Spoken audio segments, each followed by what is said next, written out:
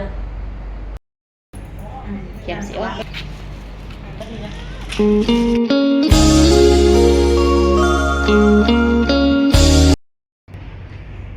สบายดี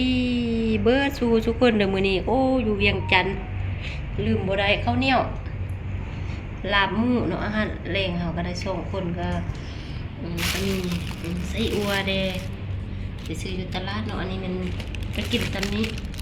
ยังเฮ็ดดิบอันนี้ก็เป็นหมกอีปุ่มเอามาแต่บ้านป้าความแซ่บมาไข่อยู่เวียงก็หอมอยู่เวียงเด้อจนน่ะขับเลยขับห้องเลยกับมักแตง2คนกินข้าวนำกันเด้อแซ่บหลายบรรยากาศไปคำยำแรงแล้ว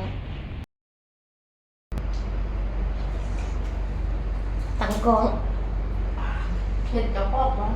เห็ดปะในเห็ดตื่นจะพอกเลยวะกินข้าวด้วยกันเด้อพี่น้องเด้อดูโอ้ยเนาะอยู่บ้านหักจู่โจ้มือนี้นะส่งเซียวเด้อนอนลงกันบรรยากาศอาบน้ำแล้วก็กินข้าวกินน้ำแล้วก็สินอนดูมีของเรากินอยู่นี่จะแซ่บเนาะคืออยู่บ้านมากเลย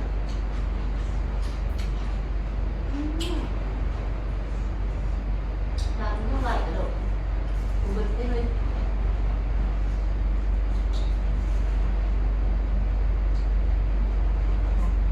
ผมมีบวงเนาะบวงตักกินในหม้อผมแต่งมากกับเป็นยังเราก็แต่งกับรับคือมีพันเบอร์เก่าไปจริงๆอัว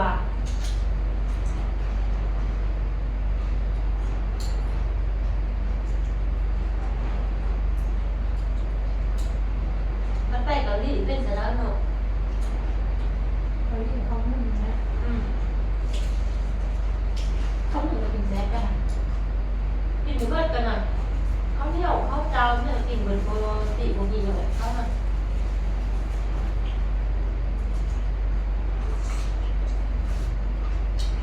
มาแกงกินเหมือนเชื่อ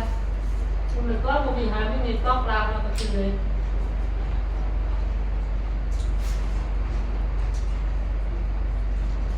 เดี๋ยว20 บาทเท่านั้น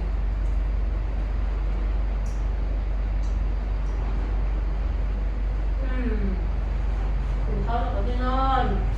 พักผ่อนมื้อเขาก็เป็นวันที่30เนาะแต่ที่เข้าทุกวันสุขภาพอยู่สุขภาพแล้ว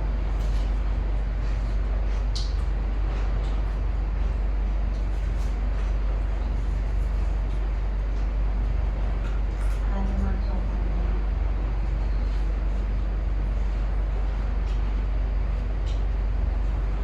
แต่งอันนี้ห้องที่สองเจ้าโอ้ยอยู่ในห้องกะเยี่ยมเลยแกมสิเข้าไปศูนย์กวดสุขภาพเลยวันนี้เป็นงานถักจูจูอันนั้นก็ตอนสาวๆพี่น้องเริ่มแล้วเด้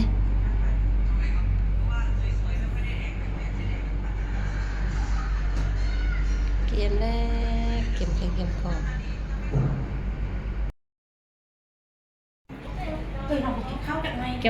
ของก่อนมันโบกินเฮ็ดที่ฮักกินหัวหมูกำลังส่งลงเสื้อแล้วเก็บแล้วนะครับเก็บสีออกไปละเก็บตัวเกาะฮันเดอร์ครั้งที่สองเนาะกระเป๋าน้อยๆกระเป๋าน้อยเดินทางกระเป๋าน้อยๆที่ว่ามีไหน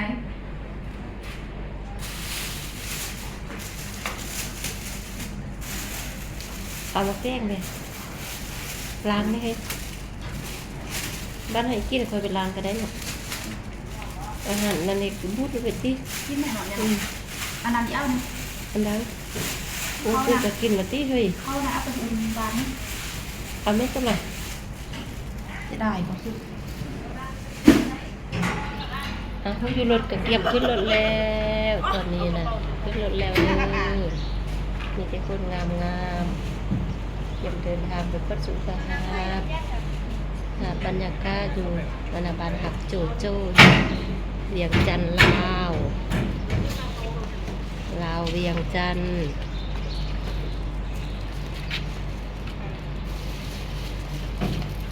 จะมาอู้เลย เมืองเหินเกียมอีไปกวัดสุขาครับทางหน้าทางหลังเต็มอุยุอะเนี่ย เจอแล้วก็มักที่ดอกขึ้นรถก็ดีนะ กับผู้สาวงามอุ้ยชัวอย่าลุงตัวต้องอ้ายนะ รถทำบ่วะไม่ได้เนาะ โอ้ลงหอดรถแล้วมันใหญ่ๆเนี่ยนอนห้องแอร์คืนเดียวลงรถ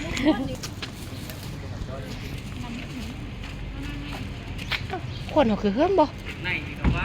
คนเขาเฮิ่มบ่เฮิ่มผู้หนึงเนี่ยเออ